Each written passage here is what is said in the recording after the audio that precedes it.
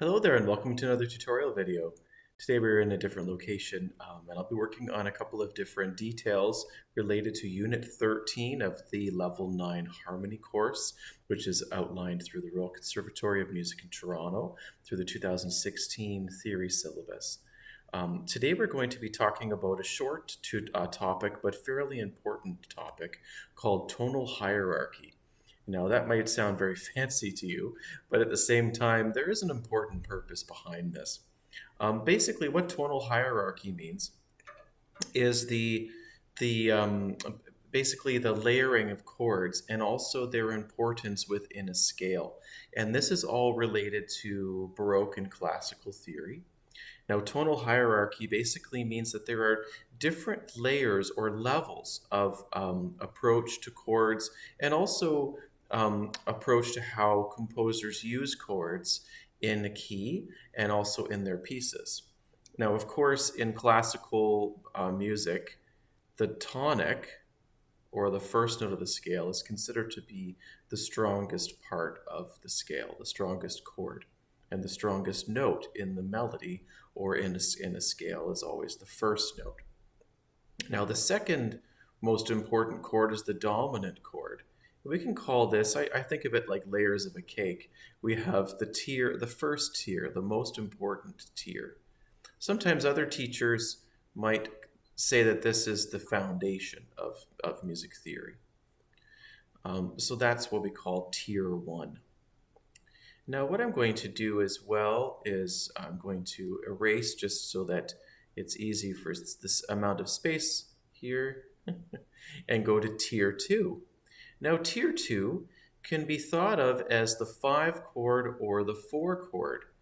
Now you might be wondering why the 5 chord is listed twice here, and that's because the 5 chord is equally as strong as the tonic chord, but it's also a very important part of the authentic or perfect cadence. So you have your 5 to 1. Or in a minor key. But the 4 chord can be a major chord in a major key, or it can also be a minor chord in a minor key, and it's a strong chord within the scale as well.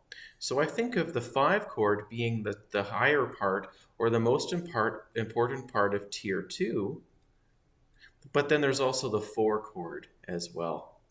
Now, as well, we have the 2 chord, which can also be the 2/7 or any of the inversions within that chord. And in a minor key, it's a diminished chord, a half diminished chord. So I'll just mark that in. Now this chord can also be part of tier 2 because the 2 chord is one of the 2 options that we can use as a predominant chord, which means it's a chord that happens right prior to an authentic cadence. You can either have 4, 5, 1, or you can also have 2, 5, 1. And it can go up to 5.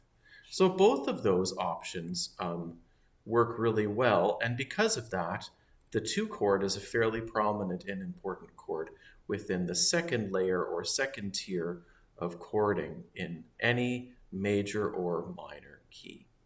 Now, as a caveat as well, the 2 chord is best used in a minor key with inversions. So 2/6 or 2/6/5 is a common choice. Now, the other chords in the scale, we've got 3, 6, and 7. These I think of as tier 3, or the third layer of importance. Now, of course, these chords exist in a scale. These notes exist in a scale too, but they're not as strong. They don't have as strong of a pull towards a particular cadence. They're not really, except for the 6 chord, which can be part of a deceptive cadence, which is 5 to 6. Otherwise, the 3 and the 7 chord are not as strong.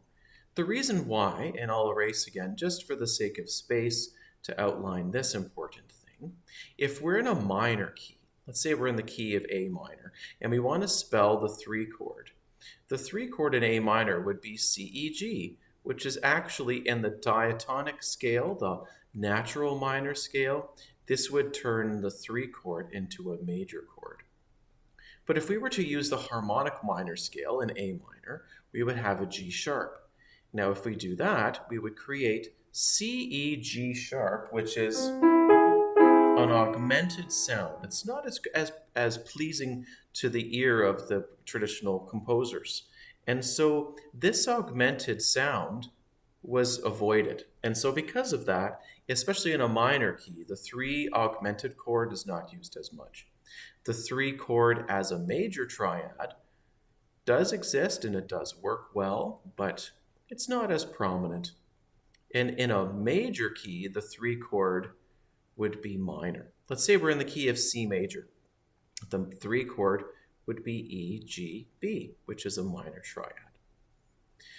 Now, in the case of the 7 chord, the 7 chord in a major scale is always diminished.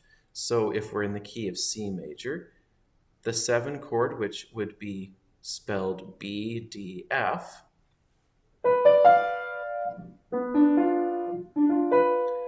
has a slightly dissonant sound to it, but also something that's interesting is that all of these notes are also part of the dominant 7th chord in this key, which would be G, B, D, and F.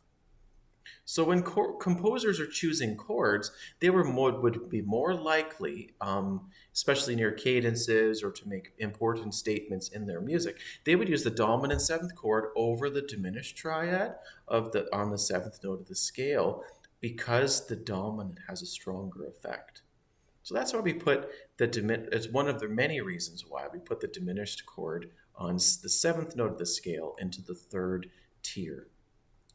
So this is just more of an analysis of how all the different types of chords work and also how they fit within the scale. Now, of course, as music history travels, composers like to experiment with various things. They like to try things out. And sometimes this tiered system, composers might want to change things a little bit and make things different. And that's totally cool. And actually, that's what makes music so interesting. But from the perspective of tonal hierarchy, in which it's good to have a list of which chords are most important within a scale, this tutorial will hopefully be helpful to kind of parse out how chords are working in a scale and also which chords are to be the best choices when answering your questions and doing the analysis. Thank you so much for watching this tutorial. I look forward to seeing you next time for another one. And please like and subscribe as well too.